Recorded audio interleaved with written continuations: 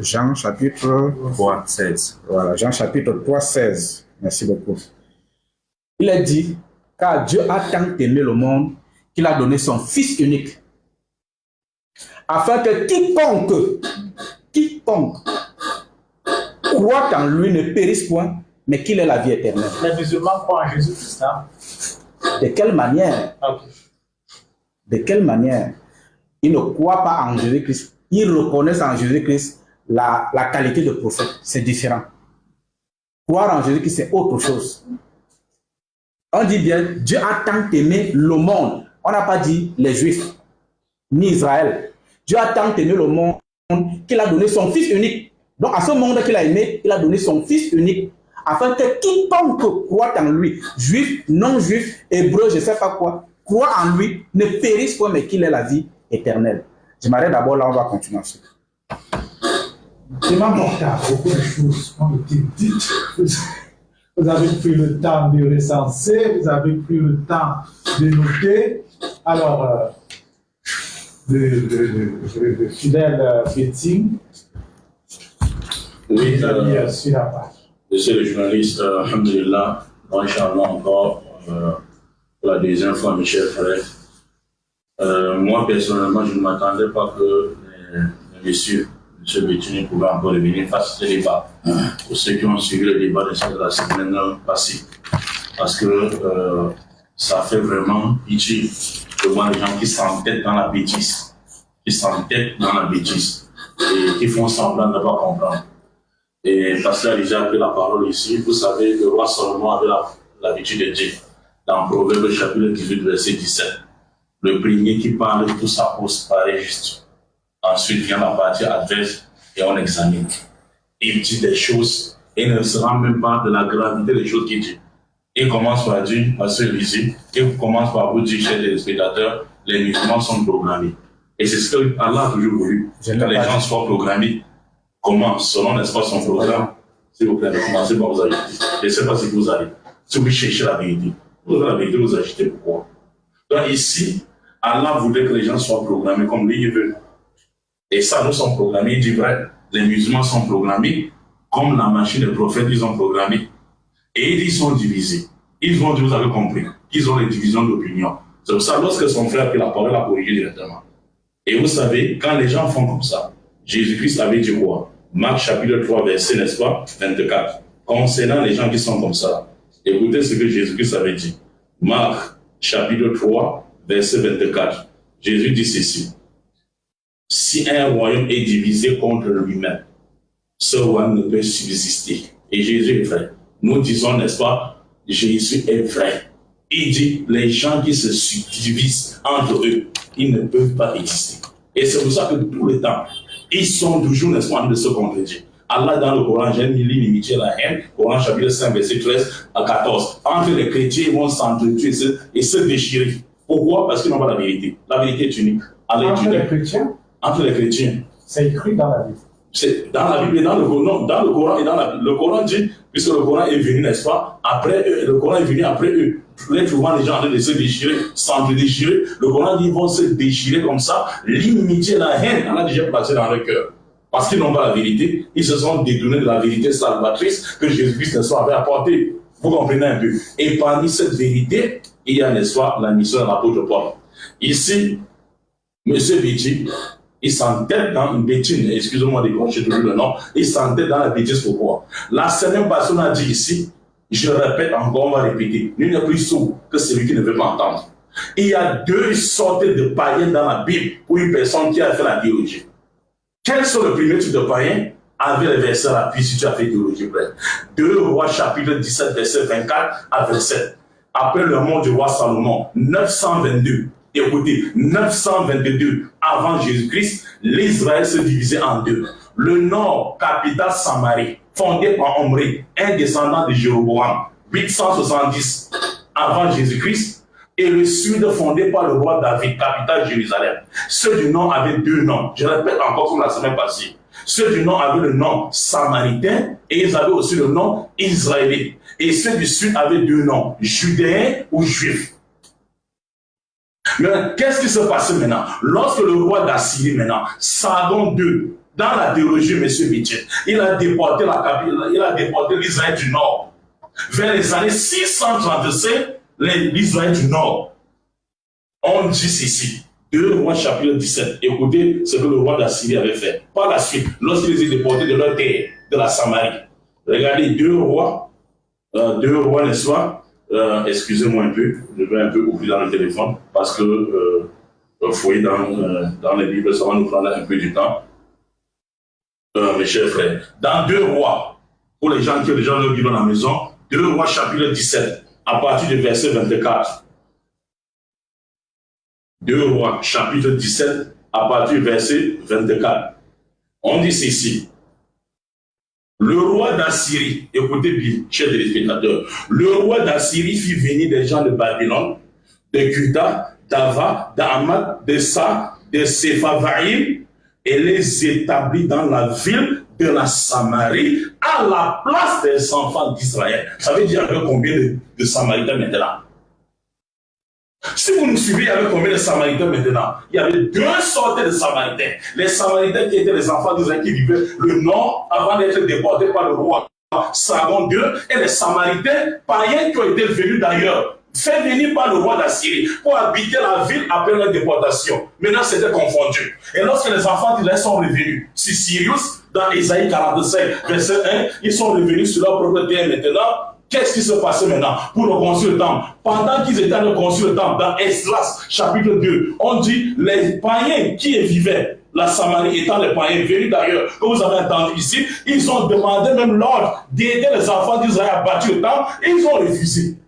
Donc ils ont refusé même qu'ils participent aux travaux pour construire le temple. C'est pour ça que vous arrivez dans Luc chapitre 7, lorsqu'on dit le centenier romain avait dit que son serviteur était malade.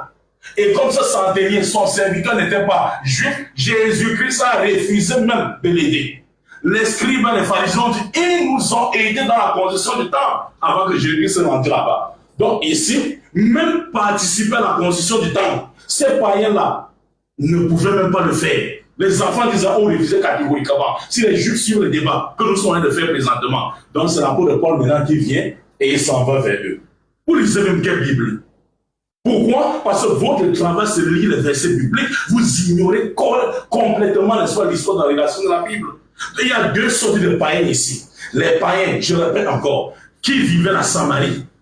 Les païens qui sont venus vivre la Samarie à la place des enfants d'Israël déportés par le roi d'Assyrie. Et les païens enfants d'Israël perdus dans la diaspora, dans Deutéronome chapitre 21, verset 64. Dieu dit Israël, je vais te reprendre dans tout le monde entier. Tu vas adorer les dieux de bois et de terre, que n'a connu ni toi ni tes pères. Il devait devenir quoi? Et nous avons lu dans les 1 Maccabée chapitre 1, verset 41, verset 48, et 2 Maccabée chapitre 6, verset 6 jusqu'à 13. Et vous avez été témoins ici. Ceux-là maintenant, les enfants d'Israël qui ont adoré les idoles. Et ceux-là qui ne connaissaient pas le Dieu d'Abraham. Quelle était la différence entre eux? Paul est allé vers qui? C'est ça le débat. Donc je suis juste en train de mettre les bases du débat. Pas n'importe quel débat qui vont vous dépasser. Ils ont le débat traversé ici. On me fait au débat. On me fait au débat. N'allez pas porter la science que vous ne pouvez pas supporter.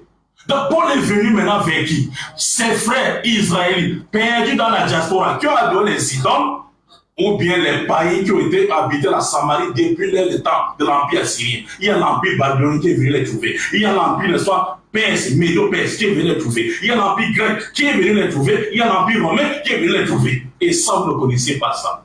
Ça, c'était seulement les bases. On n'a pas encore attaqué le débat. Ça, c'est juste l'introduction. Et si à l'introduction, vous ne vous en sortez pas, déclarez forfait. Parce que ce débat-là, je ne savais même pas que M. Petit voulait s'entêter encore dans la bêtise. Excusez-moi du terme. Donc maintenant ici, la question qu'on vous pose, j'ai posé ça la fois passée. Paul a écrit les épîtres, non? Donc c'est un défi. Moi, c'est un défi. Donnez-nous une seule épître que Paul a écrit un homme juif. C'est un défi qu'on vous lance sur le plateau depuis la semaine passée. Donnez, n'est-ce pas, une seule épître de Paul. Oui, c'est adressé à un non-juif. Mais ils ne savent même pas que les juifs étaient dans la diaspora et ils avaient, n'est-ce pas, ils avaient, n'est-ce pas, parfois 2 noms. C'est-à-dire l'originalité et également ce qu'on appelle la nationalité. Plusieurs, même Paul a commencé dans la Bible, dans Romains chapitre 11. Paul dit ceci, dans Romains chapitre 11, écoutez, c'est l'exemple que j'ai donné à M. Béthune la fois passée, mais sans tête. Même Wikipédia, Google, Wikipédia, ça ne dit même pas qu'il y avait des Juifs à Falacha. Hein? Dans Romains chapitre 11, je dis donc, Dieu a-t-il rejeté son peuple? Loin de là, quand moi aussi je suis israélite, de la postérité d'Abraham, par la tribu de Benjamin. Paul dit ici que je suis d'origine juif, de la postérité d'Abraham, dans la maison de qui? De Benjamin. Mais lorsque tu arrives dans Actes des Apôtres, chapitre 22, Actes des Apôtres, chapitre 22, je commence à partir du verset 2,25 jusqu'à 30. Écoutez ce qu'il dit maintenant. Il dit maintenant, ici, je suis juif, il précise, né à Tas, en Cilicie, mais j'ai été élevé dans cette ville-ci, c'est-à-dire les Romains. Ainsi au pied de Gamaliel, qui est un docteur de la loi dans Actes des Apôtres, chapitre 5, verset 34, dans la connaissance exacte de la loi de nos pères, étant plein de zèle pour Dieu, comme vous l'êtes tous aujourd'hui. Mais lorsque maintenant il fut arrêté par la police romaine, au verset 25, même chapitre, dans Acte 22, lorsqu'on a été, on lui exposé au fouet, Paul dit au centenier qui était présent, est-il permis pour vous de battre un citoyen romain? Paul s'appelle maintenant qui? Romain. Est-ce que les Romains étaient les Juifs? Puisque les Juifs existaient avant les Romains. Mais il s'appelle maintenant qui ici? Romain. Et il dit qu'il n'est même pas condamné. Je ne suis même pas condamné. Et tu me frappes. À ce mot, le centenier alla vers son chef qui était le tribun pour l'avertir. Que vas-tu? Cet homme est romain. Cet homme aussi romain. Le tribun lui-même s'approche, comme le commissaire. Il demande à Paul, es-tu romain? Paul dit, oui, je suis romain. Alors que l'abbé a dit quoi? Qu'il est juif. Et il ne peut pas comprendre ça. Ils n'ont pas le Saint-Esprit pour comprendre ça. Qui avait l'originalité et la nationalité. Ils ne connaissent pas ça. Et il dit maintenant, le tribun dit, sache que, il est commissaire, moi, c'est avec beaucoup d'argent que j'ai reçu cette nationalité. Paul dit, et moi, je l'ai par naissance. J'ai eu cette nationalité par naissance. Mais vous êtes d'origine quoi? Et ils ne savent pas qu'il y a beaucoup allumé le débat. Voilà, je vous promets, si vous continuez à vous entêter dans ça, je vous promets une chose que vous n'avez jamais vue dans la Bible. Parce qu'il y a beaucoup comme ça dans la Bible, que même Corneille, même le centenier Corneille, il a acheté la nationalité. Corneille n'était pas un nom juif, un nom israélite. Ce sont les Israéliens perdus dans la diaspora qui ont adoré les idoles. Et quand Paul était chargé d'aller vers eux, quand ils voient seulement aux extrémités de la terre, directement, Jésus est venu pour l'humanité. Jésus dit, Matthieu 15, 24, je n'ai été envoyé qu'aux brebis perdues dans la maison d'Israël. Et le Coran, chapitre 61, verset 6,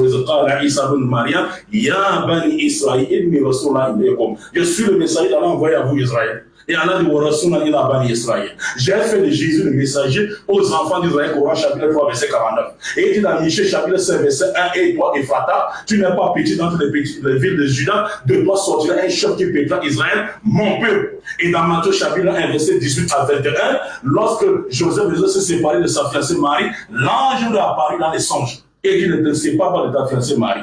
L'enfant qu'elle a eu vient du Saint-Esprit. Et quand cet enfant sera né, tu lui donnes le nom de Jésus. Il sera sauveur pour son et non pour sien. Mon, ton, son, notre, votre, leur. On ne va pas apprendre la Bible encore, la théologie aux gens. La langue française primaire. Il dit, il sera sauveur pour son peuple de ses péchés. Quel peuple? Matthieu chapitre 2, verset 6. Dieu dit, et toi, Bethléem, terre de Juda, tu ne sais pas la moindre parmi les principales villes de Juda. De toi sortira un chef qui pètera Israël, mon peuple. Et Jésus-Christ dit dans Jean chapitre 10, verset 16. Il dit, il y a encore beaucoup de brebis qui ne sont pas de cette bergerie. Ceux-là, il faut que j'aille les chercher, je les ramène. En ce temps, il y aura un seul troupeau et un seul berger. Ceux-là, c'est qui? Il dit, c'est eux. Vous avez compris la Bible. Les chrétiens n'ont rien ça. Il dit, rien, ni prophète, ni Bible, ni même la Bible ne nous appartient pas. Mais ça m'étonne que Charles Samuel vienne ici. La Bible, c'est pour nous. Et le Coran, c'est pour vous. Laissez-nous parler avec les Juifs. Laissez la discussion des enfants d'Abraham. Allez chercher, soit vous êtes Camille. Les Camille d'abord, vous les fils. Je ne sais pas qui vous êtes. Donc, vous partez ailleurs. Ou bien Zoro, Assyrien, les Majus. Je veux savoir quelque chose, Imam Mokhtar. Je veux savoir, je reste avec vous. Je veux savoir quelque chose. Jésus venu pour les brebis perdues de la maison d'Israël. Peut-on continuer à être musulman si on ne croit pas en Jésus? Ça, c'est très bien. C'est une bonne question. C'est comme on peut dire aujourd'hui le général Oligui. Il est président du Gabon.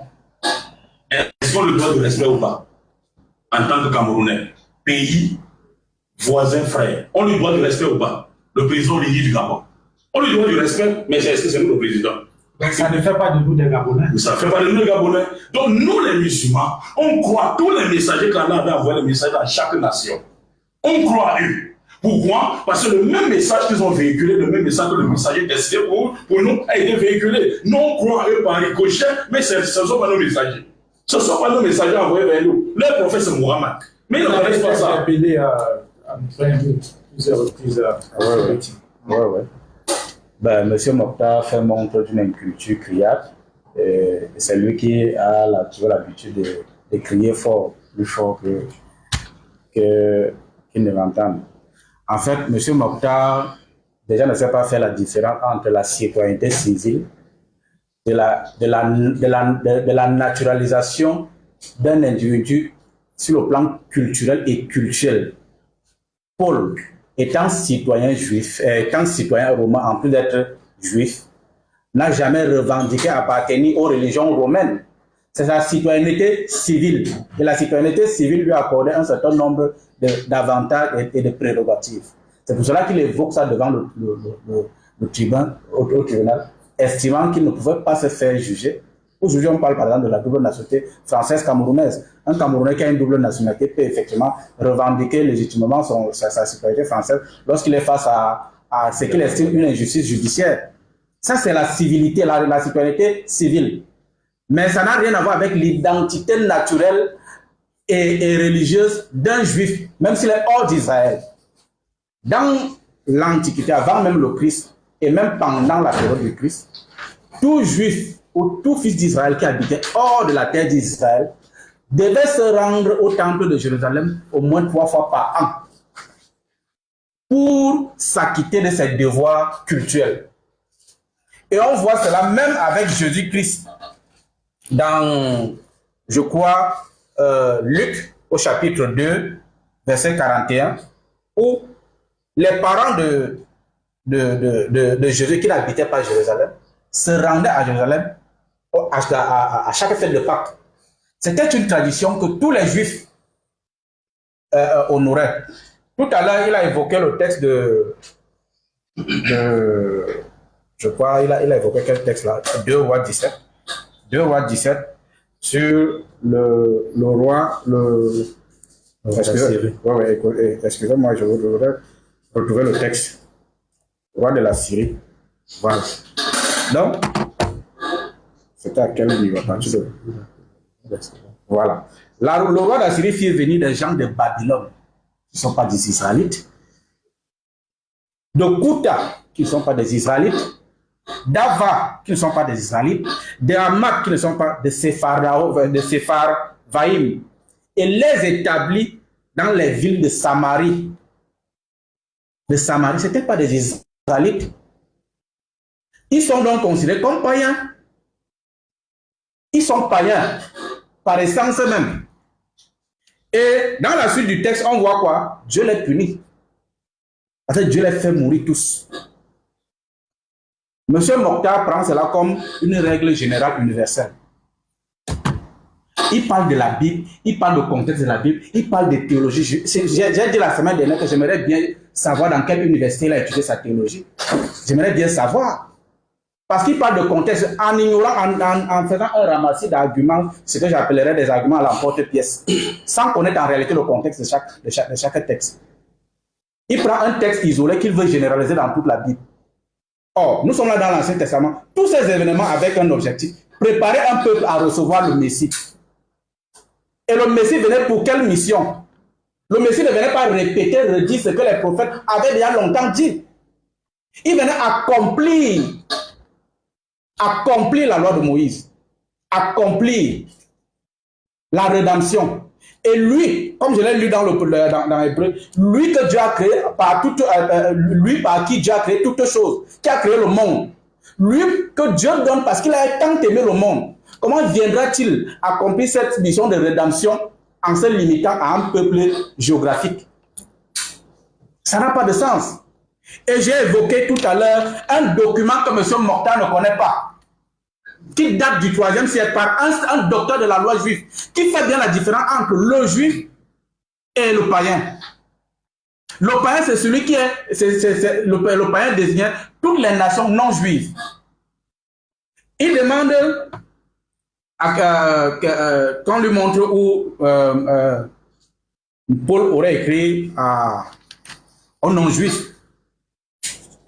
Je prends d'abord Romains chapitre 1, à partir du 13e verset. Il dit, je ne veux pas vous laisser ignorer, frères, que j'ai souvent formé le projet d'aller vous voir, afin de recueillir quelques fruits parmi vous, comme parmi les autres nations. Mais j'en ai été empêché jusqu'ici. Je me dois aux Grecs et aux barbares. Les barbares, c'était lesquels? Les barbares, c'était les Germains à l'époque. Aux savants et aux ignorants. Ainsi, j'ai un vif désir de vous annoncer aussi l'évangile à vous qui êtes à Rome. Car je n'ai point honte de l'évangile. C'est une puissance de Dieu pour le salut de quiconque croit, juif premièrement, puis du grec. Parce qu'en lui est révélée la justice de Dieu par la foi et pour la foi, selon qu'il est écrit, le juste vivra par la foi. Juif premièrement. Pourquoi on met juif premièrement? Mais après on met dit grec. Si on prend le texte d'étude de Galates, voilà. Galates, chapitre 2, à partir du premier verset. 14 ans après, je montais de nouveau à Jérusalem avec Barnabas, ayant aussi pris Tite avec moi. Et ce fut d'après une révélation que j'y montais. Je leur exposais l'évangile que je prêche parmi les païens. Je l'exposais en particulier à ceux qui sont les plus considérés, afin de ne pas courir ou avoir couru en vain. Mais Tite, qui était avec moi et qui était grec, ne fut pas même contraint de se faire circoncire. Au concile de Jérusalem, il y a un vif débat entre les peuples non juifs qui devenaient chrétiens, qui se convertissaient au christianisme, dont certains apôtres estimaient que pour qu'ils s'intègrent au christianisme, il fallait les circoncire selon la loi juive. Dans ce débat, Paul et Pierre défendent justement c'est dans le même texte. Paul, effectivement, défend la cause des incirconcis en estimant que la circoncision n'est plus une obligation. On n'avait plus à les soumettre aux lois juives et la seule chose qui comptait, c'était la foi. C'était la foi. Dans Actes, permettez-moi parce qu'il m'a interpellé à plusieurs. Dans Actes, je crois au chapitre 2, à partir du premier verset. Là, nous sommes là le jour de la Pentecôte. Le jour de la Pentecôte, ils étaient tous ensemble dans le même lieu. Tout à coup, il vint du ciel un bruit comme celui d'un vent impétueux, et il remplit toute la maison où ils étaient assis. Des langues, semblables à des langues de feu, leur apparurent, séparées les unes des autres, et se posaient sur chacun d'eux. Et ils furent tous remplis du Saint-Esprit et se mirent à parler en d'autres langues, selon que l'Esprit leur donnait de s'exprimer. Or, il y avait en séjour à Jérusalem des Juifs, hommes pieux, de toutes les nations qui sont sous le ciel. Au bruit qui eut lieu, la multitude accourut et elle fut confondue parce que chacun les entendait parler dans sa propre langue. Ils étaient tous dans l'étonnement et la surprise et ils se disaient les uns aux autres: voici, ces gens qui parlent, ne sont-ils pas tous galiléens? Et comment les entendons-nous dans notre propre langue, à chacun dans notre langue maternelle? Parthes, Médès, Élamites, ceux qui habitent la Mésopotamie, la Judée, la Cappadoce, le pont d'Asie, la Phrygie, la Pamphylie, l'Égypte, le territoire de la Libye voisine de Cyrène, et ceux qui sont venus de Rome, juifs et prosélytes, crétois et arabes, comment les entendons-nous parler dans nos langues des merveilles de Dieu? Ils étaient tous dans l'étonnement et ne sachant que penser, ils se disaient les uns aux autres: que veut dire ceci? Effectivement, que veut dire ceci? Comment un message est adressé, selon eux, aux Juifs uniquement? Les non-Juifs, parmi lesquels les Arabes, les entendent le même message en leur propre langue. Est-ce anodin? Ils parlent beaucoup. il s'arrête à la lettre, mais ne comprend pas l'esprit de la lettre. Il y a toute une dimension théologique à cela. On ne peut pas rendre audible un message qui ne t'est pas adressé. Si on rend audible un message si on rend audible un message pour toi, ça veut dire que ce message t'est également adressé. Il ne s'agit plus seulement que du juif. Il ne s'agit plus seulement que des Israélites. Et dans Actes, excusez-moi, dans Actes, je crois au chapitre 1er, j'espère pouvoir me retrouver facilement. Actes chapitre 1er, verset.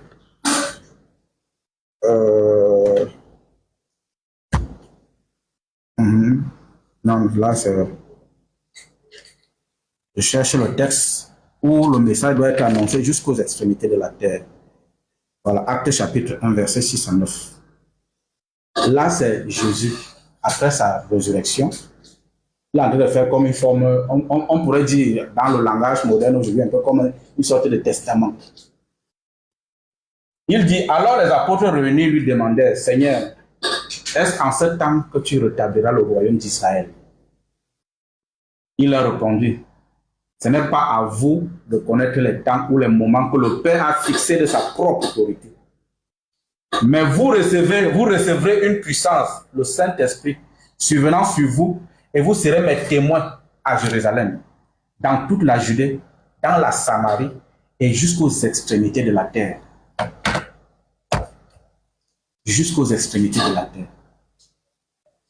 La bonne nouvelle sera annoncée à toutes les nations. Allez, faites de toutes les nations des disciples. Toutes les nations, c'est l'absolu. Faites de toutes les nations des disciples. Les baptisant au nom du Père et du Fils et du Saint-Esprit. Je suis heureux, M. Mokhtar disait, il vient de dire tout le monde tout à l'heure là que il a revendiqué son droit d'être fils d'Abraham à travers la religion islamique. Mais lui qui est un fils du monde, il revendique l'appartenance à Abraham grâce à la religion à laquelle il appartient. Est-ce que Mahomet est venu pour les fils du monde? Non. Mais il condamne le chrétien qui revendique également son droit grâce à la religion de Jésus. Il faut être un peu de cohérence. Un peu de cohérence. Alors, en attendant, là, voilà. Lecture simple, pas d'étude. Regardez la Bible, si je veux tout prendre pour témoin, c'est un livre qui a été révisé depuis longtemps. Prenez le micro, s'il vous plaît. C'est un livre dont on voit aussi qui sont pertinents parce que c'est un livre révisé à plusieurs époques où ça donne le sens que lui ne comprend pas ce que je dis. Et ça ne pourra jamais donner. Ça, c'est un livre familial, un livre universel. Nous sommes marquants lui en tant qu'homme. Ça veut dire quoi? Ça veut dire que les exemples qu'il prend dans la Bible ne vous conviennent pas. Il mélange les frères. Ah, ok. Israël ne peut jamais être l'humanité. Israël, c'est un peuple dans l'humanité. Ce monde où nous vivons, Jésus vient être un peuple et non le peuple. Il a dit ça tout à l'heure. Mais comme nous sommes pour nous entendre, nous sommes, ils prennent une barrière, ils mettent devant eux, ils font des oreilles. Le un peuple là, c'est quel peuple? Le peuple d'Israël, pas les peuples du monde. Okay, les peuples d'Israël. Israël, mon peuple. Matthieu 2,6. Ça veut dire qu'il ne vous dominera le micro devant vous. Ça veut dire que vous, les Arabes et les musulmans, ils ne vous paient pas. Parce que la Bible, c'est une manière qui est compliquée. En 25 ans d'études, jusqu'à là, je me bats seulement dedans, pas que j'ai tout compris. C'est difficile à comprendre. J'ai dit, 25 ans d'études dedans. C'est par l'esprit qu'on le comprend. Il faut surtout étudier la bonne école. Je vous dis, moi, quand tu as demandé, je suis autodidacte, diplômé d'aucun université. Justement, il faut donc un peu d'humilité. J'ai dit, sachant que tu ne peux donc pas tout savoir. Autodidacte de ma personne que je suis, j'ai appris ce livre tout seul. Il faut donc tenir compte que je vous donne la contexte quand il dit Abraham. J'ai dit dans Genèse 17, verset 4, l'alliance qui conclut avec Isaac, avec Abraham, je suis dedans. Au verset 19 de ce même chapitre de 17, Dieu dit que ce qui conclut avec Isaac est pour lui et sa famille après lui, c'est ça ici. Il dit, j'ai conclu avec Isaac une alliance qui sera perpétuelle. Pour lui et ses enfants après lui. Le monde entier est son descendant d'Isaac. nous on ne trouvera que moi je suis descendant d'Isaac. Mais en Abraham, tout le monde sera béni. Mais pas par Isaac. Le seul point pour ceux qui n'ont pas Les étudié, chrétiens sont également bénis en Abraham. nous allons vous démontrer l'élément. 1. Genèse 12. Dieu a dit, je ferai de toi une grande nation. Dieu n'a jamais fait d'Isaac De une grande toutes les nation. familles de la terre, toutes les familles de la terre. Je suis à Genèse 12, verset 12. Toi en descendant, il dit, vous serez la bénédiction, une source de bénédiction pour toutes les familles de la terre. C'est la au verset 3. Je parle de la nation, titre nation. Et qu'est-ce qu'une nation vous devez dans les jours à venir? Dieu fait d'Abraham une grande nation, d'Ismaël une grande nation, de Jacob une grande nation et de Moïse une grande nation. Mais Dieu a conclu avec Isaac une alliance qui est pour lui et ses enfants après lui. C'est les études que j'ai faites. J'étais en chemin. Et l'université, je n'étais pas où il faut que les gens comprennent pour la première fois. Quand ils parlent ici encore, j'ai fait les grandes écoles. Je n'ai pas fait. Voilà. Et j'ai dit, avec le niveau de doctorat, et ce monsieur-ci peut me dire ici, une alliance familiale peut être universelle, qui m'a pas universelle. Je peux reprendre. Non, Qu'est-ce qui m'interpelle? dans quelques secondes, hein, parce que quelques secondes seulement. Bon, juste dire à M. Alassane que j'affectionne beaucoup, que je respecte aussi beaucoup. J'aime bien sa modestie et j'aime bien son honnêteté intellectuelle. Parce qu'il affirme que lui, au moins, il a appris de manière personnelle. Il ne se proclame pas théologien, il ne prétend pas avoir été dans une université et j'apprécie cela. C'est pour cela que je serai moins exigeant envers lui. Donc, l'alliance conclue par Isaac, effectivement, concerne la descendance d'Isaac. Il y a eu plusieurs alliances dans la Bible, dans l'Ancien Testament. Sauf qu'avec le Christ, il y a une autre alliance qui est nouvelle et éternelle, qui ne concerne plus seulement la maison d'Israël en tant que territoire, mais qui concerne l'humanité tout entière, puisque l'humanité tout entière a été créée par lui et pour lui. Je peux revenir dans le texte de 1 Jean. Non, la prochaine fois. Okay. Alors, prophète Banassou, moi, vous êtes chrétien africain. Vous êtes d'abord africain.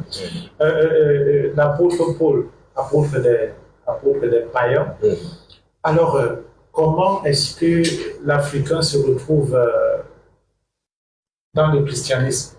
Il a eu quel apôtre est venu vers l'Africain? J'aimerais bien savoir. Bon, maintenant, s'il faut commencer à faire une nomenclature des personnalités qui ont apporté l'évangile en Afrique. Nous, on nous disait, d'islam, on nous parlait de Ousmane Danfoudjou, c'est ça? Oui. On a quand même vu, on nous a appris à l'école primaire, on nous a montré comment ils sont rentrés Oui. ici chez nous. Le problème, c'est qu'il faut déjà comprendre que c'est pourquoi quelque part, j'épouse un peu la philosophie de ceux qui disent que Dieu est d'abord le Dieu des Africains. Quelque part, j'ai bien dit quelque part, parce que j'ai remarqué ici quelque part que lorsque j'ai dit certains propos-là, d'aucuns ont mal interprété, même mon frère, c'est pour qu'il a dit qu'il va dire quelque chose qui ira à l'encontre, mais de tout ce qu'il a dit, c'est ce que j'ai dit, mais en d'autres termes. Donc je dis ceci, je dis que, vous souvenez-vous, Moïse a grandi où? En Égypte. Et c'est pourquoi je vais vite frapper sur ce que l'imam Mokhtar a dit. Le peuple hébreu ou le peuple juif, même lorsqu'ils ont été déportés, ils n'ont jamais oublié la loi de leur Dieu. Jamais. Ils ont toujours marché avec. Regardez Daniel, s'il a lu le livre de Daniel. Même étant à Babylone, Daniel suivait et respectait la loi des Hébreux. C'est pourquoi on a voulu mettre ses compagnons dans la fournaise. C'est pourquoi lui, on l'a mis dans la fosse aux lions. Parce qu'on avait interdit, on dit qu'on ne veut même plus le voir prier. Mais on disait qu'il priait 3 fois le jour. Regardez Néhémie. Néhémie a été déporté. Mais lorsqu'il a appris que Jérusalem était détruit, il demande la permission au roi sur lequel il était, je pense, il était chanson, qu'il veut rentrer pour rebâtir les ruines. qui était à Jérusalem, d'où il a reconstruit le temple et l'adoration a recommencé. Donc, aucun juif déporté n'a abandonné les enseignements. Lui-même, il a encore dit par Paul. Ce qui veut dire, vous voulez dire que les juifs qui étaient déportés n'étaient pas païens. Lui-même, il l'a dit. Il a dit que Paul est né en Tarse, mais il a été instruit par quoi? Qu'il répète le mot qu'il a dit. Il a été instruit dans la loi juive par Gamaliel. Donc ça veut dire que malgré que Paul est né en territoire étranger, la formation qu'il a reçue, l'instruction qu'il a reçue, il a été instruit dans la loi de leur père, donc de nos pères. C'est ce qu'il a dit, c'est pas moi qui l'ai dit. Donc, malgré que Paul soit là-bas, il a été instruit dans la loi hébraïque. Donc, aucun juif, je veux bien le répéter. Maintenant, vous avez posé une question très importante que le frère a même déjà répondu, je ne vous mens pas. Après tout cette, je veux dire, comment on dit là, ce speech qu'il a fait, moi je ne sais même plus ce que moi je peux dire, parce qu'il a tout dit. Le jour de la Pentecôte, comme il est en train de... Il a su lire les textes. On dit, il y avait plusieurs représentations des nations qui étaient présentes. On a même parlé de la Libye. On a parlé des chrétiens, des Arabes. L'Égypte. L'Éthiopie même. Donc maintenant, quand vous me demandez comment c'est venu, mais ce n'est pas ces derniers-là. Nous parlons encore de l'eunuque éthiopien. Quand on nous dit, il lisait quoi? Il lisait les parchemins et le livre d'Ésaïe précisément. Et donc, il avait un problème de compréhension là-dessus. Et, poussé par l'esprit, Philippe l'est apparu, où ils ont échangé sur les textes qu'il lisait, et lui a parlé que c'est du Messie, de Christ, Jésus qu'il a envie de parler. Rien que par cet eunuque, même si eux vont me dire que cet eunuque était juif. Oui, mais il était où? En Éthiopie. Et cet eunuque éthiopien, puisqu'on dit bien eunuque éthiopien qui était venu à Jérusalem, est rentré en Éthiopie avec la nouvelle compréhension du livre qu'il lisait, puisqu'il ne comprenait même pas. Et c'est de là, puisque l'évangile a été donné pour être annoncé. Moi, je voulais répondre simplement que même l'eunuque éthiopien a pu arriver en Éthiopie, annoncer, puisqu'il s'est même fait baptiser. Il a annoncé cette nouvelle alliance, comme le frère a parlé, qui nous unissait maintenant au peuple de Dieu dans la croyance en Jésus-Christ. C'est pour qu'il a parlé de quiconque croit. Le salut pour quiconque croit, d'où j'invite aussi mes frères musulmans, pour être participants de ce salut, à croire au Seigneur Jésus-Christ et de se faire baptiser au nom du Seigneur Jésus-Christ, comme toutes ces 3000 personnes qui se sont baptisées le jour de la Pentecôte. D'accord, nous allons demander une courte transition. Une courte transition. Je ne fais que m'enfoncer ma chaise. Ça me fait que descendre. On va soulever ça. Je ne demande pas moyen. Parce que je ne fais qu'aller à part. Il faut qu'on dise à plus de le machin qu'on a dit, le machin, ça peut faire.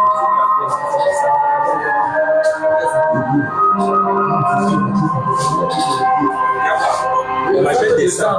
Ça descend. Oui. Ça descend. Ah non, tu faisais ça. Oui.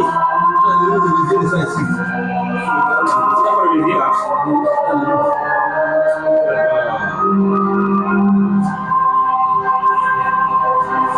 Il faut le levier. Il faut le levier.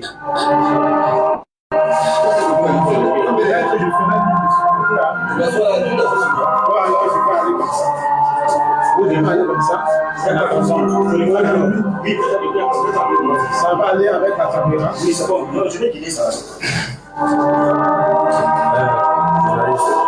revenir sur le niveau de noms, si tu peux permettre, en 1 minute.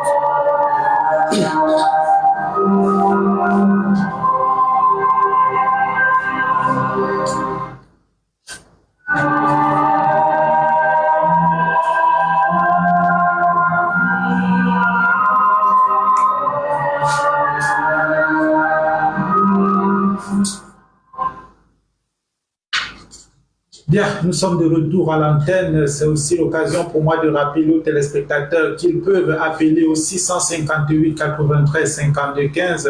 Ça fait quelque temps déjà que nous avons des petits soucis avec le téléphone. Je ne sais pas si c'est arrangé, mais si vous avez des soucis en nous appelant, déposez-nous un voice, c'est comme ça qu'on l'appelle, à travers le 658 93 52 15. Ou alors vous nous faites simplement un SMS classique ou WhatsApp au 620 14 56 87. Alors, Prophète Banasoubet, vous avez demandé une minute de plus. Oui. C'était pour revenir sur le livre de 2 Rois 17, donc l'imam Mokhtar a souligné. Que je voudrais dire, le fait d'être dans un territoire ne fait pas de toi un citoyen de ce territoire. Le problème, c'est que lorsque l'imam Mokhtar lit ce texte, il n'a pas lui-même la compréhension de ce texte, que je vais lire très rapidement. À partir du verset 22, on dit: les enfants d'Israël s'étaient livrés à tous les péchés que Jéroboam avait commis. Ils ne s'en détournaient point, jusqu'à ce que l'Éternel eût chassé Israël loin de sa face, comme il l'avait annoncé par tous ses serviteurs, les prophètes. Et Israël a été amené captif loin de son pays, en Assyrie. Donc il faut comprendre ici que tous les enfants d'Israël avaient été amenés captifs en Assyrie. Maintenant, ça continue, il dit, où il est resté jusqu'à ce jour. On dit maintenant, c'est là il prend le verset qu'il a pris. Il faut déjà savoir que tous les enfants d'Israël avaient été amenés captifs. C'est écrit, c'est pas moi qui le dis. Maintenant, il prend au verset 24, où il est écrit, on dit: le roi d'Assyrie fit venir des gens de Babylone. Pourquoi il fit venir les gens de Babylone? Parce que déjà l'Éternel avait envoyé tous les enfants d'Israël captifs, qui écrit au verset 23 qui parlait relis. On dit de Kouta, d'Ava, d'Admat, de Sepharvaim, Vabaïm, et les établit dans les villes de Samarie à la place. Je pense que c'est français. À la place. Ça veut dire que si on veut mettre quelqu'un à ma place, il faut d'abord qu'on me pousse de côté. Le français est aussi simple que ça. Donc, les tribus ou les peuples que le roi d'Assyrie a fait venir en Samarie étaient venus à la place des Israélites. Et ça ne pouvait pas faire de ces peuples-là des Samaritains. Puisque lorsqu'ils arrivent là-bas, ils arrivent avec leur culture. Ce n'est pas pour épouser les lois juives. C'était au contraire pour faire comme eux, ils sont en train de faire là, comme ils s'installent au Cameroun, ils veulent nous imposer les lois coraniques. Je vais faire une parenthèse avant de... Juste une parenthèse. Une seconde, c'est Il faut dire que je voudrais inviter chacun de nous ici à savoir faire la différence entre la citoyenneté civile et l'identité religieuse culturelle. La différence tellement vous avez été interpellé, tellement. Merci Alors, je vous laisse le temps. Merci beaucoup, monsieur le journaliste. Ça veut voir Salomon est insensé et l'on peut répondre avant d'écouter et faire un peu de folie et sortir la confusion. C'est pour ça qu'il fallait que, n'est-ce pas, on allait déballer l'ignorance. Parce que j'ai lu, n'est-ce pas, le message. Vous pouvez aller dans la page Mokhtar, vous allez voir, n'est-ce pas, un certain Christian Yannick. Et il se réclame d'une personne qui a fait théologie. Il écrit le message, je vous cite. Il dit: j'interpelle tous les pasteurs comédiens à quitter ce plateau. Et ça, c'est notre objectif. Notre objectif, c'est pas un théologien. S'il vous plaît, ça commence. Donc, ici, mes chers, ça, c'est notre objectif. L'objectif de l'imam Mokhtar, c'est pour les savants qui sont cachés derrière ces caméras. C'est pas eux. Parce que mieux vaut être une fois ignorant que 3 fois ignorant. Ignorer qu'on est ignorant, ignorer tout ce qu'on raconte, et ignorer que la personne qui a copié dans ce cahier, dont il lisait ici à mon Dieu, lui-même, il est ignorant. Et vous faites injustice également à 3 types de personnes. Vous faites également injustice à votre raison raisonnable. Vous étouffez votre raison à raisonner comme on doit raisonner. Et vous étouffez également les téléspectateurs lambda qui pensent que les bobards qui sortent de vous, c'est la vérité. Et vous faites du tort au sujet sur lequel vous prononcez sans science. Vous n'avez pas de science. Il commence ici les réfutations. Écoutez les réfutations. Et vous allez voir le niveau de ces pasteurs, ces soi-disant pasteurs. Et comment il dit? Tu ne nous as pas lu. Tu ne nous as pas lu. S'il vous plaît, je vous en prie, s'il vous plaît. Je veux savoir ce que Christian a dit, s'il vous plaît. Et là, vous voyez, c'est là, mes chers, que vous connaissez la partie de la vérité et la partie qui cherche plutôt à se défendre, et non le christianisme. Maintenant, il dit que dans Romains chapitre 1, verset 16, quand je lui ai posé la question, donner une seule épître, où Paul écrit un non-juif. Il dit, Paul a dit, j'ai écrit aux juifs premièrement, puis aux grecs. Regardez l'ignorance, il a pu c'était dans Romains 1, verset 16. Vous savez comment on va couper encore le public. Donc ici, il dit le grec ici, il a dit, le grec ici c'est un non-juif. C'est ce que vous avez dit, non? Le grec est non-juif, non? Vous avez peur de répéter ça? Je peux répéter. Pour montrer les limites des Écritures. C'est-à-dire vous ne connaissez pas la lettre. Donc ici, maintenant, on va lui prouver maintenant que les Grecs, il y avait les Grecs qui étaient les Juifs. Les Grecs également qui étaient de nationalité juive, qui étaient de nationalité, les Juifs qui étaient de nationalité grecque plutôt, les enfants d'Israël, et qui n'avaient rien à voir, n'est-ce pas, avec l'originalité grecque. Ici, mes chers frères, je vais vous donner un test rapidement dans le livre de Marc, chapitre 7. Et puis je vais aller dans Matthieu, chapitre 15. Parce que eux, ils ne disent rien de bon. Dans Marc, chapitre 7, à partir du verset 24. Écoutez, mes chers frères. À partir du verset 24, on dit ceci. Jésus étant parti de là, s'en alla dans le territoire de Tyr et de Sidon. Il entra dans une maison désirant que personne ne le sût, mais il ne put rester caché. Car une femme dont la fille était possédée d'un esprit impur entendit parler de lui et vint se jeter à ses pieds. Cette femme, écoutez bien, le verset 26, cette femme était grecque. On dit elle était grecque, syro-phénicienne d'origine. Oh, les syro-phéniciens ne sont pas les grecs. Mais on dit elle était grecque, mais d'origine phénicienne. Qui sont les phéniciens? Les Cananéens. Qui sont les Cananéens? Genèse chapitre 10, verset, de dire, vous vous tuer aujourd'hui. Vous n'avez rien, jusqu'à ce que vous rendez. Qui sont les Cananéens? S'il vous plaît, est-ce qu'on peut parler? Est-ce qu'on peut parler? Vous êtes avec nous. On va exposer aux ignorances des gens. La masse ignorante qui vous suit, qui pense que vous avez la vérité. Ici, dans Genèse chapitre 10, verset 15, Canaan engendra Sidon, vous comprenez déjà, Canaan engendra Sidon, son premier-né. Au verset 19, on donne les limites des Cananéens. On dit les limites des Cananéens allaient depuis Sidon, de côte de Gera jusqu'à Gaza, du côté de Sodome et Gomorrhe. On dit c'était une femme païenne, mais qui avait la nationalité grecque. On va encore donner d'autres. Il y a Apollos, dans Actes des Apôtres, chapitre 18, verset 24. On va vous montrer que vous ne connaissez pas les Écritures. Vous aimez bavarder pour rien. Vous ne maîtrisez pas l'air. Ici, dans Actes des Apôtres, chapitre 18, verset 24. Même à partir du verset 1. Acte 18. Même pas verset 6. Il y a beaucoup de versets à les donner. Et nous sommes là pour les téléspectateurs. Après cela, Paul partit d'Athènes et se rendit à Corinthe. Il trouva un juif. Et ce juif-là, on dit Aquilas, originaire du pont. Il était où? Au pont, mais il était qui? Un juif. Toujours la nationalité. Il vient, il veut faire comment? Il pense qu'il est malin. Il dit, la nationalité était ici, c'était par citoyenneté et non par religion. Mais qui a pas de religion ici? Même par religion. Puisque nous avons dit, le livre de Maccabée ici. On est beaucoup qui ont laissé la religion en embrasser qui? La religion grecque de l'hellénisme. Qui était, n'est-ce pas, de sacrifier au dieu Dionysos. On a lu ici, dans 2 Maccabée, chapitre 6, verset 6 à 13. Lisez encore chez les spectateurs. Pourquoi vous venez les remplacer, les enlever sur le plateau? Donc on continue. Ici, on continue, mes chers frères, au verset 24. On dit ici, le verset 24. Oh la vache! Les gars vont respirer.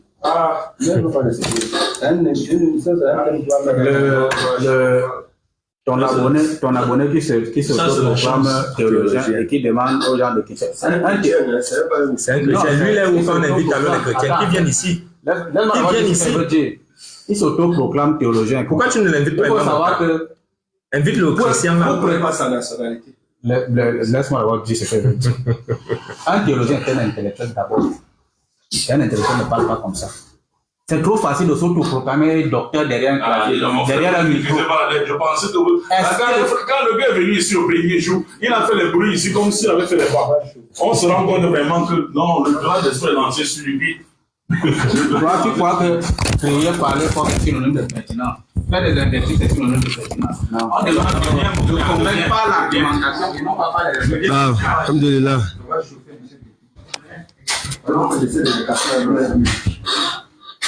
Non, moi je suis même depuis qu'on commence. C'est ma part, on n'aura pas le temps. Je suis au commencement. Je suis le journaliste. Quels sont les charmes de ce journaliste? Oui, salam alaikum wa rahmatullahi wa barakatuh. Il y avait coupure d'électricité. Il y avait coupure d'électricité. Donc on vient de remettre la lumière. Donc on va commencer, Inch'Allah. On va commencer.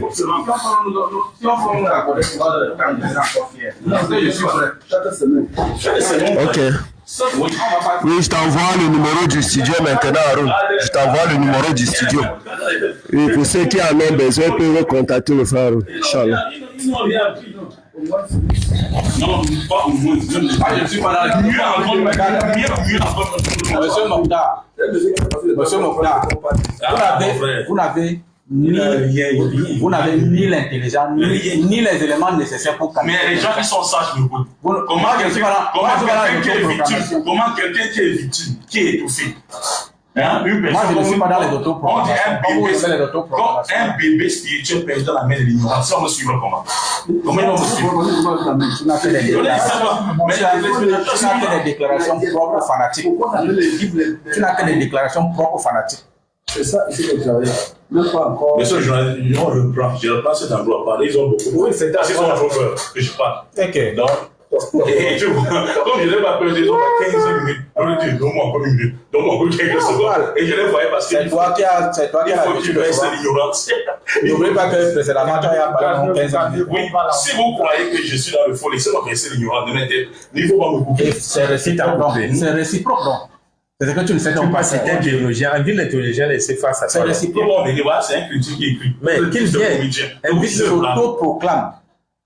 C'est un chrétien qui vous dit, même si c'est un fidèle, il reconnaît à vous des théologies, des comédiens. Moi, c'est lui qui va justement l'attitude de fanatique. Il doit dire. C'est l'attitude de fanatique. Quelqu'un qui fait proto-proclame théologien parle comme ça. Moi, je veux qu'on lise ça. Je veux comprendre la quintessence. C'est comment on entre dans une faculté de théologie voilà, ça va le message. Par autoproclamation. Il dit, vous êtes là pour l'argent. Il va dire. Quel argent? Vous nous payez combien? Vous êtes là pour l'argent. Vous nous payez combien? Non, que vous avez cherché. C'est un chrétien qui vous écrit. Nous sommes donc là, nous pouvons. Mais lisez son nom. C'est un musulman. On cherche l'argent. Et c'est moi qui raisonne. Je dis, c'est quelqu'un qui écrit. Donc, il devient notre ta référence. Il devient notre référence. Son discours devient parole d'évangile. Son discours devient parole d'évangile. Voilà ce que tu dis. Jamais tous ces pasteurs peuvent montrer d'une petite intelligence. Je veux que tu lises ça à mon vision. J'appelle on va organiser sur ce plateau. Ce n'est pas cette comédie organisée sur ce plateau. Jésus. Les exhortes à sortir de ce débat. C'est dit intellectuel. C'est son problème. Et c'est dit intellectuel. Il faut bien prendre les autres programmes théologiens. Quelque chose. Il faut bien comprendre le sens. Vous allez avoir fait la récupération, non? Il dit que c'est les églises sont de se vider, ça ne vous dit rien. C'est une comédie. Et ça vous dit rien. Les églises se vident. Tu n'as que des déclarations fanatiques. Mon frère, calme-toi. Tu n'as aucun argument. Regarde-moi, intellectuel qui dit que les extrémités de la terre étaient les non-juifs. On va vous prouver ici que vous n'avez pas fait un pas. Les extrémités de la terre. Je vais te mettre à l'école. Je vais te mettre à l'école. S'il vous plaît, relancez-nous l'émission. L'écran de derrière la moto. Il est à 15 heures. Il est à 15 heures parce que. Ça, c'est pas même non. Ça, là. Non, j'ai le temps. C'est capital. Que Dieu fasse que tu ne voyais pas avant que ça là. On va aller là. Il y a encore 15h10. Ils ont pris 15 minutes, on va dire vous dire. Vous distrez les oreilles des téléspectateurs. On ne peut pas délimiter tout ce que tu on dit venez ici à 13 heures. Ok, on a ça. Oui. Allô. Maman, c'est toi. Encore quoi? Hein? On est chez toi. Oui, c'est moi. Garde-moi avec. Garde avec. Je suis encore à la télé. Tu m'as suivi? Ok.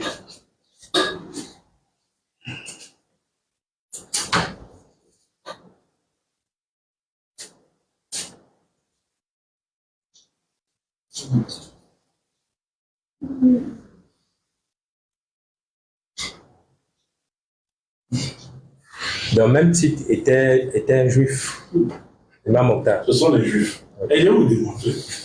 Je vais vous courez. Vous courez pour y.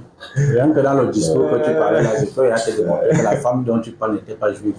Rien que dans le discours. Mais est-ce que un ignorant tu toujours a pries dit? pour. Mais un ignorant toujours a dit. C'est normal. Et c'est ton cas. C'est ton cas. Tu es dans l'ignorance, tu es convaincu d'être dans la vérité. Et vous si savez tu parles beaucoup, mieux vous être. c'est pour cela qu'en parlant, je reconnais que je suis. Quand je reconnais que tu es ignorant, dans au début, les invectives, au lieu de te concentrer sur l'argumentaire. parce que les gens pensent qu'ils ont la vérité. Ils disent ce qu'ils ont appris n'ont rien en réalité. Ils sont vides. C'est toi qui as les prétentions. Hein. Personne ici n'a fait. Moi, je ne fais pas de prétentions. Moi. C'est toi qui as les prétentions. Oh, et théologie a fait si tout le monde Tu as commence à. oublié d'avoir un cahier. Et sans ton cahier là, on la lève là, c'est fini pour toi. C'est fini Mon pour toi. cahier, c'était pour Tu as préparer oublié les là, c'est textes. même pas si il y avait le cahier. C'est normal. La semaine dernière, ça avait recherché. La semaine dernière, ça Les avait. gens disaient, monsieur, comment peut venir à débattre si même pas un verset? Il a fait l'effort au moins cette semaine. Il faut me dire merci. C'est un culte. Comme n'est-ce pas, on a fait, n'est-ce pas, copier ce cahier et venir au débat avec. Voici. Quand tu vas épuiser, ça veut voir ce que tu vas dire. Écoute même non, écoute même un peu non, fais un peu intelligent mon frère. Voici mon cahier c'était pour noter les passages bibliques que je devais utiliser contre toi. Tout simplement.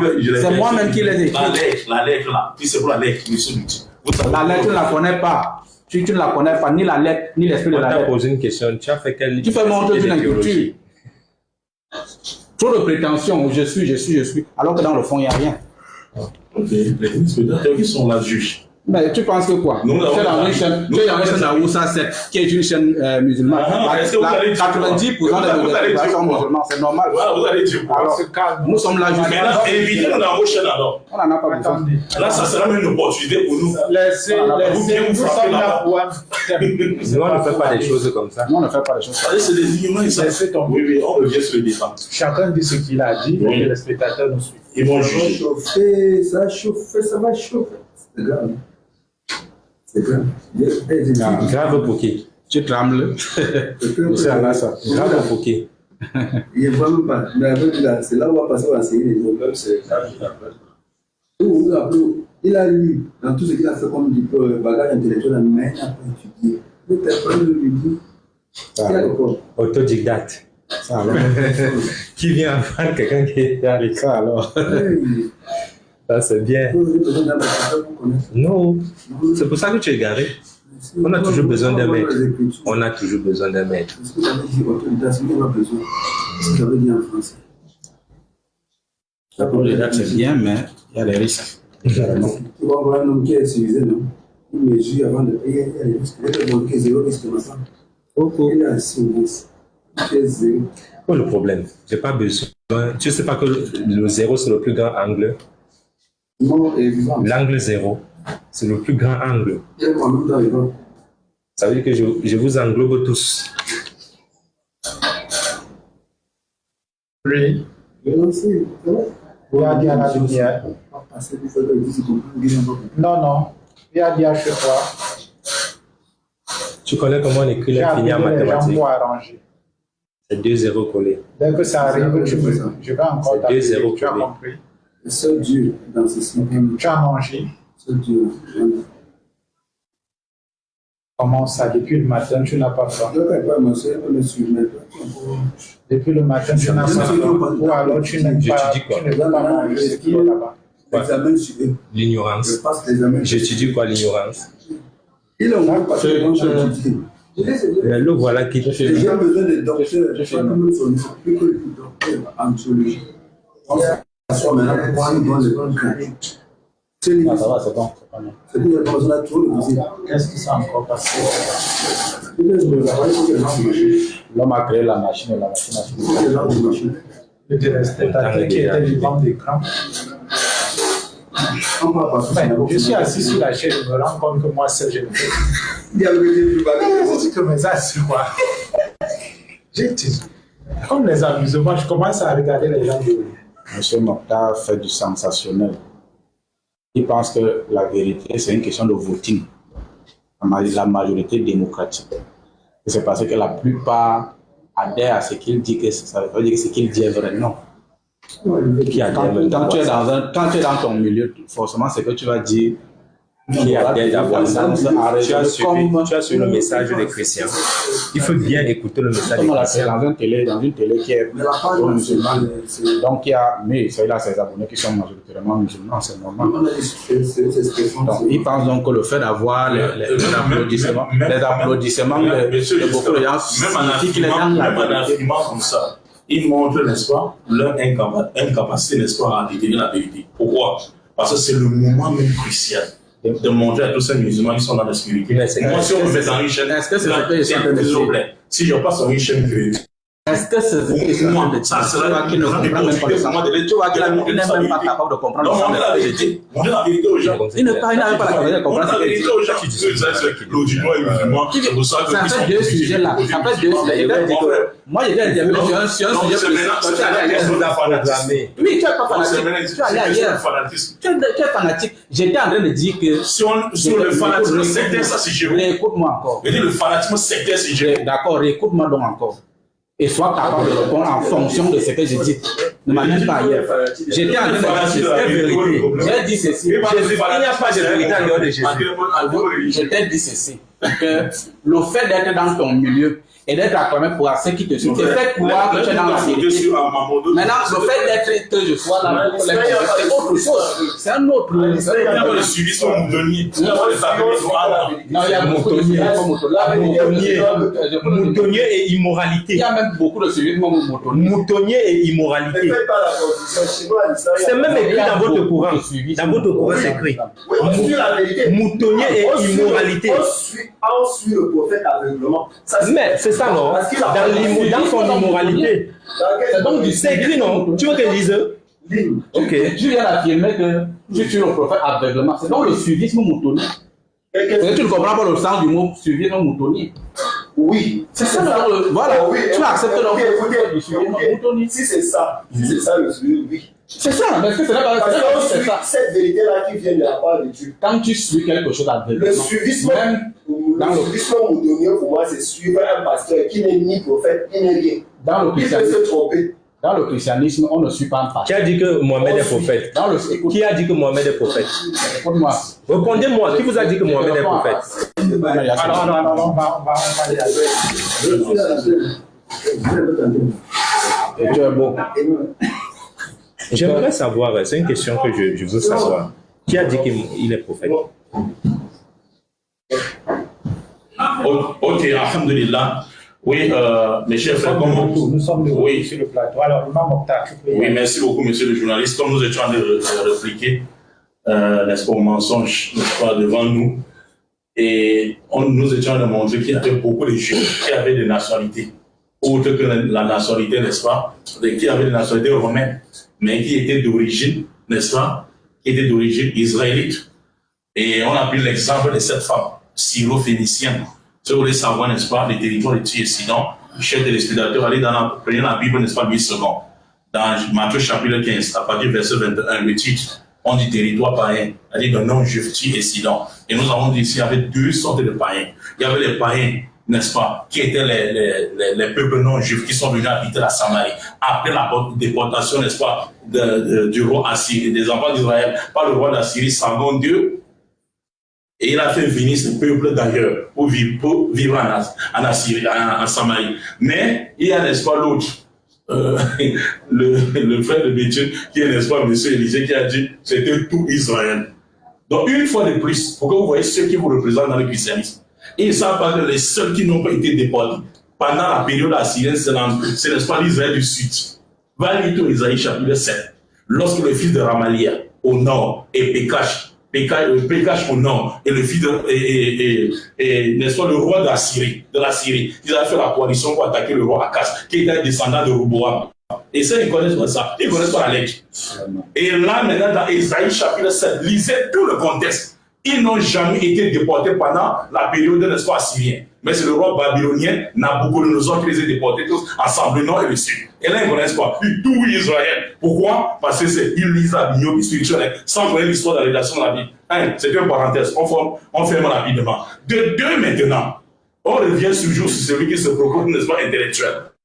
Il dit, s'il vous plaît, Les disciples étaient réunis chez Jésus. Je prends le même texte. Parce que s'ils prennent le même texte, on va rester dans le même chapitre. Dans Actes des Apôtres, chapitre 1. Et chef, on va lire le même texte qu'il a pris, verset 6. Alors, les apôtres réunis lui demandaient à Jésus-Christ, Seigneur, est-ce à ce temps que tu rétablis le royaume d'Israël?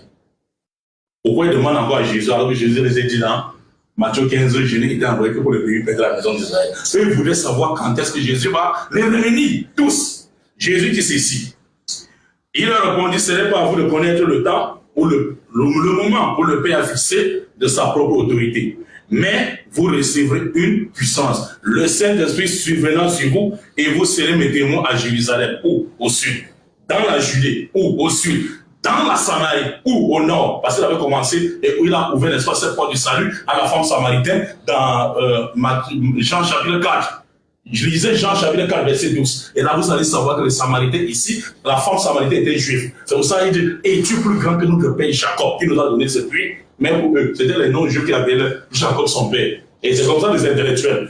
Donc ici, il a ouvert cette partie-là à la Samarie. C'est pour ça qu'il dit, vous serez maintenant mes témoins dans cette partie-là. En Samarie, aux extrémités de la terre, dans la myopie spirituelle, quand le monsieur a vu, s'il vous plaît, s'il vous plaît, s'il vous plaît, je peux parler, je peux parler. Oui, jusqu'aux extrémités de la terre. Maintenant, on va vous montrer maintenant qui était aux extrémités de la terre. Ésaïe chapitre 11. Et aujourd'hui, on va vous prouver les Écritures. Ésaïe chapitre 11, verset 10. Suivez, chers téléspectateurs, qui était aux extrémités de la terre.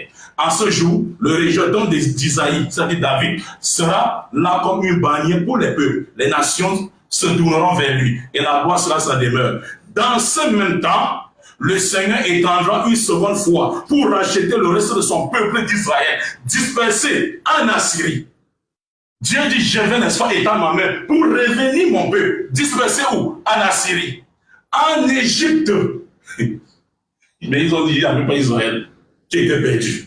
Mais l'autre a renchéri en disant, même s'ils étaient perdus, ils adoraient le Dieu unique et ils n'avaient pas oublié leur loi. Regardez l'image sur le plateau. Le peuple dispersé en Égypte, exemple, chers téléspectateurs, Actes des Apôtres, chapitre 18, verset 24. On dit Apollos était, n'est-ce pas, d'origine, n'est-ce pas, d'Alexandrie ou en Égypte. Quand on dit à Égypte, exemple Apollos, dans Acte 18, verset 24. Ils ne connaissent pas ça. Au lieu de venir apprendre, il s'agit. On continue. Dispersé où? En Égypte. Mon peuple d'Israël, dispersé à Patros, en Éthiopie. Ça vous rappelle qui? L'Union éthiopienne était, n'est-ce pas, était un non-juif. C'est M. Élisée qui a dit ça. Et qui l'avait baptisé, c'est Philippe. Donc si Philippe a baptisé l'Union éthiopienne, donc c'est pas la bout de Philippe que les païens, les non-juifs ont compris l'évangile. Ah! Et c'est tous les pasteurs. Tout ça, c'est les pasteurs. Et il y a une masse ignorante qui les suit dans ça.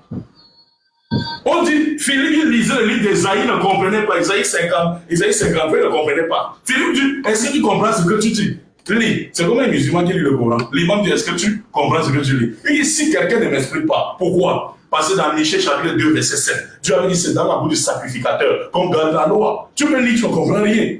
Et là, Philippe l'a expliqué maintenant, et l'Esprit a demandé à Philippe de descendre avec lui pour le baptiser. Mais il c'est dans l'Union éthiopienne était, n'est-ce pas, un non-juif. Et Philippe l'a baptisé. Alors qu'il confond et demande même la peau de Pierre. Dans Acte 15 au concile de Jérusalem, qui dit, c'est pas ma bouche, pour la première fois que les païens ont entendu la parole de l'évangile. C'est païen pour vous. C'est un non-juif. Donc c'est dans la peau de Philippe qu'ils ont compris maintenant. Et ça va que l'Union éthiopienne, n'est-ce pas, et était, n'est-ce pas, qui? Les juifs. On va vous démontrer dans Isaïe 56. Il dit, ce débat-là, vous n'allez pas vous en sortir. On continue. On dit à Élan, à Éma, à Chiner, et dans les îles de la mer. On dit, mon peuple dans les îles de la mer vont revenir. Dieu continue. Il élèvera une bannière pour les nations. Et je rassemblerai les enfants d'Israël d'exil. C'est Dieu qui le dit. Et il recueillerait tous les dispersés dans les 4 extrémités de la terre. Et là, quand il a vu l'extrémité de la terre, une spirituelle, directement, c'est les non-juifs. Directement, c'est les non-juifs. Et je vais vous démontrer ici où les juifs étaient dans les 4 extrémités de la terre. Je veux que ce débat continue. Parce qu'il avait dit, c'est lorsque on a eu un problème télé ici, que même ces 3 heures, on est là. Si vous allez supporter, ce débat, je vais te poser une question. Je vais poser ça. Je te demande si vous allez poser. Non, c'est pour le jour. Le jour de la Pentecôte maintenant. Ça, c'est acte 1. Acte 2 maintenant, le jour de la Pentecôte. Il lit une écriture et saute. soit par malhonnêteté intellectuelle, soit par ignorance. Dans Acte 2, regardez là où il a sauté. Ouais, okay. Il dit tout à coup, il vint du ciel un bruit comme celui d'un vent impétueux. Je vous en prie. Alors, je voulais dire à M. Omi, qui veut appeler depuis la France, vous me faites, c'est mieux, hein, M. Omi, de faire un voice au premier numéro 658 93 52 15. Vous voulez participer, vous voulez appeler, et appelez le premier numéro, le 658 93 52 15. Si ça ne passe pas, vous nous laissez toujours un voice. Vous nous laissez un voice toujours à travers ce numéro. Alors, vous pouvez... Je continue, chers téléspectateurs, au verset 5, c'est ça qui nous importe. Regardez, il a lu la sauter vite. Dans Acte 2, on dit, oh, il y avait en séjour à Jérusalem les Juifs, hommes pieux de toutes les nations qui sont sous ce ciel. C'est-à-dire, ici, ça corrobore, mes chers frères, prenez ce texte de Acte 2, verset 5, et vous comparez, n'est-ce pas, avec Isaïe, chapitre 11, verset 13. Où Dieu dit les exilés étaient dans les 4 coins du monde. Et je vais le prouver dans Isaïe 45. On dit, ils étaient tous, les Juifs sous ce ciel, ils étaient tous à Jérusalem. Ils étaient à Jérusalem pour faire quoi? Ils avaient oublié leur langue. Et dans le livre de 1 Maccabée, chapitre 1, verset 41, verset 48, on dit, ils avaient oublié leur langue. Parce que le roi avait imposé, le roi Antiochus Épiphane, car pendant la période grecque, que les gens devaient adopter pour langue nationale le grec. Et là, c'est dans 1 Maccabée. Et ils ne connaissent pas ça. Et dans la Bible de Pasteur Élisée, il a retiré, n'est-ce pas, ce livre là-bas dedans. Et ici, il dit, Pasteur Élisée encore en chéri, il dit, Pasteur Élisée, il a retiré le livre de Maccabée dans la Bible. Oui, oui, Pasteur Élisée dit, non, il dit c'est sûr que le livre d'Éthiopie était non-juif.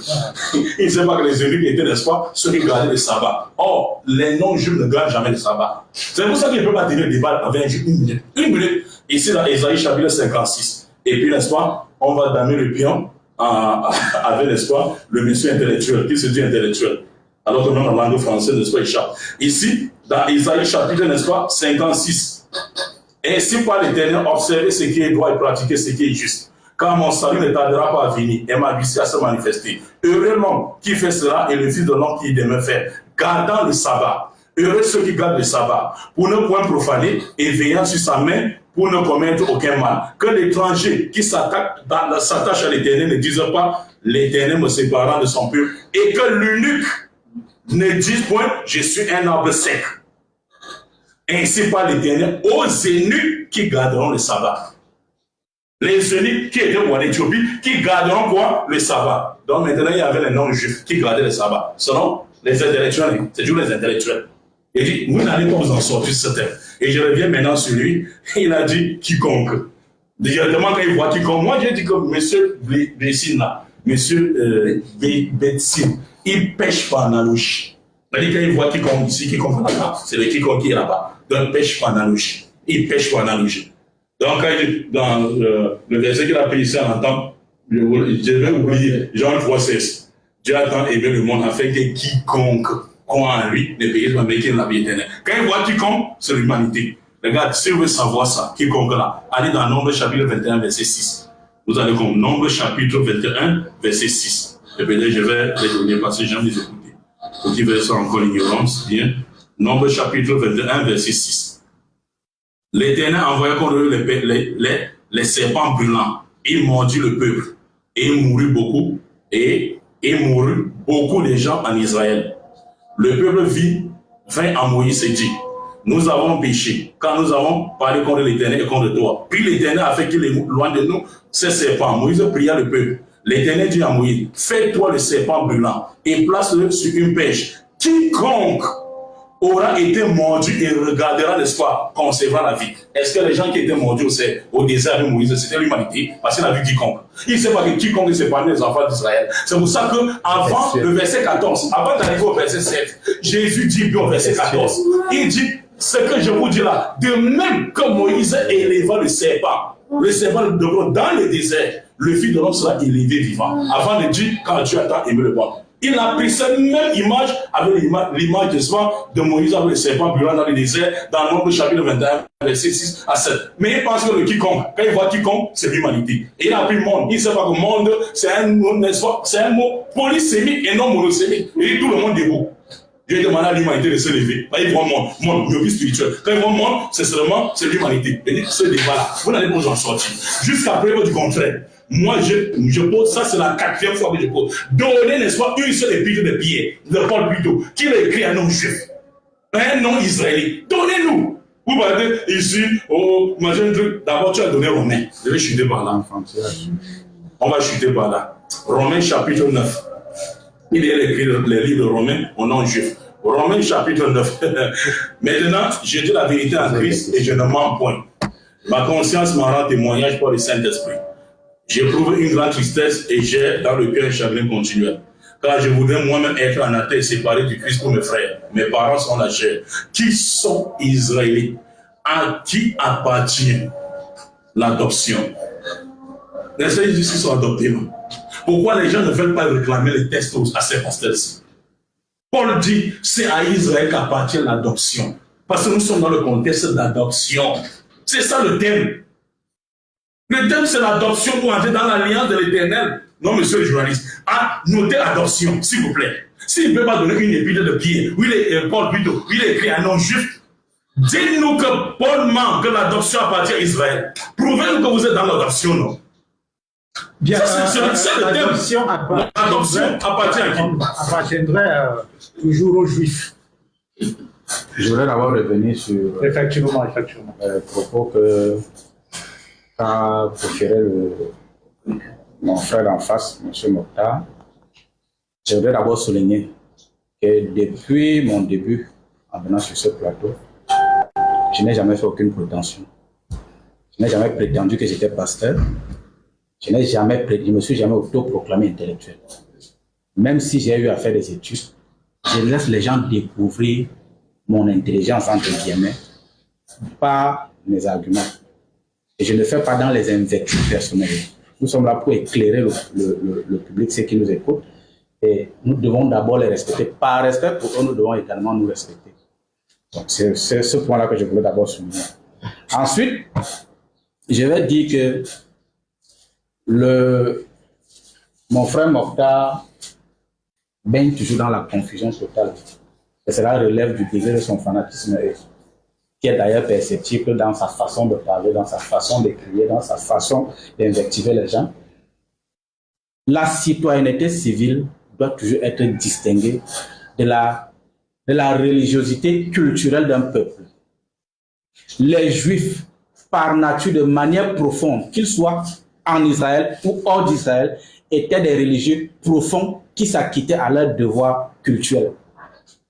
Tout Juif qui habitait hors d'Israël se rendait à Jérusalem au temple au moins 3 fois l'an. C'était une loi juive édictée par Moïse. Maintenant, M. Mokhtar fait comme si la diaspora c'est une spécificité juive. Tous les pays du monde ont une diaspora. Le Cameroun a une diaspora, la France a une diaspora, l'Égypte a une diaspora. Tous les peuples du monde ont une diaspora. Mais je voudrais continuer en lisant un autre texte, Éphésiens chapitre 2. Pour ne pas revenir sur ce que j'avais déjà lu. Hein. Parce que tout ce que j'avais lu, il semble ne pas comprendre. Tout à l'heure, il va prendre un texte de Moïse où il avait érigé le serpent de rein, où le mot quiconque est dit.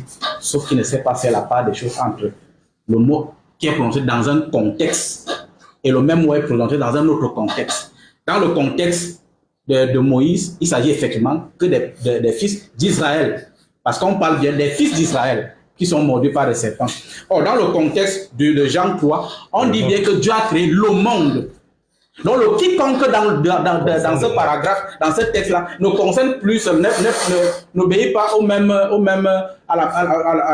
contexte que celui de Moïse. C'est du français simple quand même. Si on dit ici que... Salut à l'imam Mokhtar. Oui. Le message il a adressé au pasteur. Hein. Je voudrais savoir, à quel moment verset un juif nommé Julius, originaire du peuple, depuis quand Israël se trouve au fond, depuis quand les juifs s'appellent Julius, parce que nous on sait, chaque nom, selon la tradition hébraïque, chaque nom a une signification. Qui nous donne la signification du nom Julius? Le même chapitre, verset 24, un juif nommé Apollos, de surcroît originaires d'Alexandrie. Là, il y a deux différentes attention. Ce sont des Juifs qui nous expliquent donc comment est-ce possible qu'Israël se trouve soit au peuple, soit à Alexandrie, et comment est-ce possible que les Juifs s'appellent Julius ou Apollos soit, et reconnaît que ces Juifs-là étaient devenus des incirconcis des Grecs. Alors, qui nous donne ces explications? Merci. Merci d'avoir participé. Mais avant, prenez la peine de vous présenter. Alors, vous pouvez également répondre directement. Pour répondre rapidement, nous n'avons plus assez de temps. Pour répondre rapidement, j'avais commencé à répondre en distinguant justement la citoyenneté civile de l'identité religieuse culturelle. Le fait d'être né dans un territoire hors d'Israël peut effectivement te donner le nom de ce territoire. Mais ça n'enlève en rien ton identité religieuse culturelle.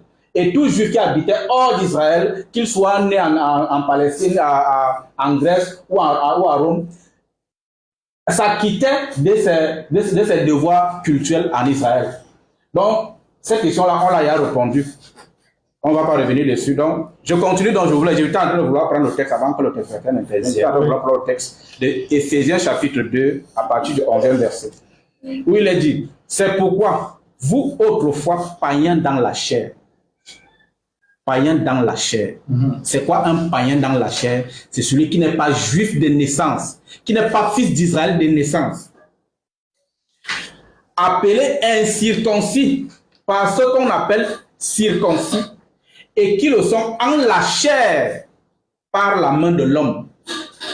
Souvenez-vous que vous étiez en ce temps-là sans Christ, privés du droit de cité en Israël, étrangers aux alliances de la promesse, sans espérance et sans Dieu dans le monde. Sans espérance et sans Dieu dans le monde. Mais maintenant, en Jésus-Christ, vous qui étiez jadis éloignés, vous avez été rapprochés par le sang de Christ. Dans l'évangile de Marc, au chapitre 16, Marc chapitre 16, à partir du 9e verset, il a dit, Jésus étant ressuscité le matin du premier jour de la semaine, apparut d'abord à Marie de Magdala, de laquelle il avait chassé 7 démons. Elle alla emporter la nouvelle à ceux qui avaient été avec lui et qui s'affligeaient et pleuraient. Quand ils entendirent qu'il vivait et qu'elle l'avait vu, ils ne le crurent point. Après cela, il apparut sous une autre forme à 2 d'entre eux qui étaient en chemin pour aller à la campagne. Il revint l'annoncer aux autres qui ne le crurent pas non plus. Enfin, il apparut aux 11, pendant qu'ils étaient à table, et il leur reprocha leur incrédulité et la dureté de leur cœur, parce qu'ils n'avaient pas cru ce qu'ils avaient vu se ressusciter. Puis, il leur dit, allez par tout le monde et prêchez la bonne nouvelle à toute la création. Merci. Alors, je vais profiter, je vais vous lire quelques messages puisque nous sommes déjà à la fin de notre émission. Alors, je commence avec ce message qui nous vient de la France. Bonjour, grand merci de me prévenir. Oui, je vous ai prévenu. Je suis au boulot, mais je vais, Inch'Allah, regarder. Bon, salam et bonjour le plateau. J'ai 2 questions à poser. Je veux savoir dans la Bible comment Paul a eu la révélation de Jésus. Jésus a dit dans un passage clair dans la Bible qu'il va envoyer Paul ou une prophétie que Paul viendra le monde entier. Alors, je ne sais pas si Jésus a dit dans un passage clair dans la Bible qu'il va envoyer Paul ou une prophétie que Paul viendra. Alors, oui, viendra pour le monde entier. Bon. Je veux la parole claire de Jésus, que la paix et la bénédiction d'Allah soit sur vous. Je salue monsieur le journaliste, merci, c'est monsieur Omi depuis Paris. Alors, votre numéro, vous me l'avez demandé. Imam Mokhtar l'a presque déjà. Monsieur Giscard, mes salutations distinguées aux invités. Le fidèle nous perd le temps pour rien. Imam laisse aux auditeurs de débattre avec ce fidèle qui ne veut rien entendre. Fidèle, soyez sincères. Est-ce que Paul était apôtre de Jésus ou Jésus lui a fait apôtre des 12? Sinon, comment se fait-il que Paul ne soit pas imposteur? signé Abdourahmane du Bénin, qui est actuellement à Kano. Un fidèle, je ne sais pas, vous avez un petit mot à dire en quelques secondes par rapport à ce message. Monsieur Betty, bon, ça va, vous n'avez pas suivi. S'il te plaît, dis-moi Révélation 14, verset 6. Dis au pasteur de me dire, s'il te plaît. Alors, c'est un téléspectateur de la France qui demandait la lecture de ce passage-là, mais nous n'avons plus de temps. On a eu beaucoup d'interruptions. Salam et bonjour, merci pour l'émission. Alors, je vais tout simplement, nous sommes à... Oui, en fait, Nous sommes à la fin. Oui, nous sommes à la fin de Bon, je voulais lire 2 textes, si vous me permettez. Non, on n'a plus de temps. Non, c'est court, c'est assez court. Bon, c'est court. Oui, c'est assez court. Donc, je lis Galates 3, chapitre 3, à partir du verset 26. Car vous êtes tous fils de Dieu par la foi en Jésus-Christ. Vous tous qui avez été baptisés en Christ, vous avez revêtu Christ. Il n'y a plus ni juif, ni grec, il n'y a plus ni esclave, ni libre, il n'y a plus ni homme, ni femme, car tous vous êtes en Jésus-Christ. Merci. Pardon, le dernier, s'il vous plaît, le dernier texte, c'est 1 Timothée. 1 Timothée. Pendant que vous cherchez, oui, non, je vais à 1 Timothée, chapitre 2, verset 3. D'accord. Ouais. Cela est bon et agréable devant Dieu notre Sauveur, qui veut que tous les hommes soient sauvés et parviennent à la connaissance de la vérité. Car il y a un seul Dieu et aussi un seul médiateur entre Dieu et les hommes, Jésus-Christ, homme qui s'est donné lui-même en rançon pour tous. C'est là le témoignage. Oui, cher spectateur, il dit Jésus-Christ est homme, en même temps il dit que Jésus-Christ est Dieu. Non, Prophète 3, verset 19. Dieu n'est point un homme pour mentir, ni un fils de homme pour se repentir. Alors, comment il parle, il se convertit sur le ça fera l'objet d'un autre débat. On doit continuer ce thème-ci. Ça fera l'objet d'un autre débat. Ça fera l'objet d'un autre débat. Jésus est Dieu ou pas Dieu. Ce n'est pas un propos. Un monsieur, qu'on appelle monsieur, qui a fait au moment de l'étude appropriée, avec moi, monsieur Motas de Pau, on va passer par lui pour enseigner, pas la facilité. Merci, vous avez demandé. Oui, je terminerai ici en disant que je réitère mes propos quand nous avons commencé ici. J'ai dit que être juif est une attitude. Donc, cette attitude consistait à quoi? Quand nous parlons d'être, je veux dire être païen, ça veut dire que celui qui ne se conformait pas aux réglementations ou à la loi juive était considéré comme un païen. Merci. Merci. Nous sommes arrivés à la fin. J'aimerais terminer si on donne le dernier mot. Comme il est de coutume ici chez nous, vous allez vous lever et puis vous faire une accolade fraternelle. Accolade. L'embrassade. L'école va commencer pour tous ceux qui ont tout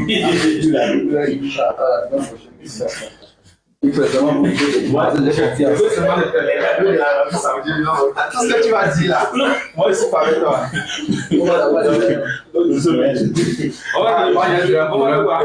Excusez-moi les mots.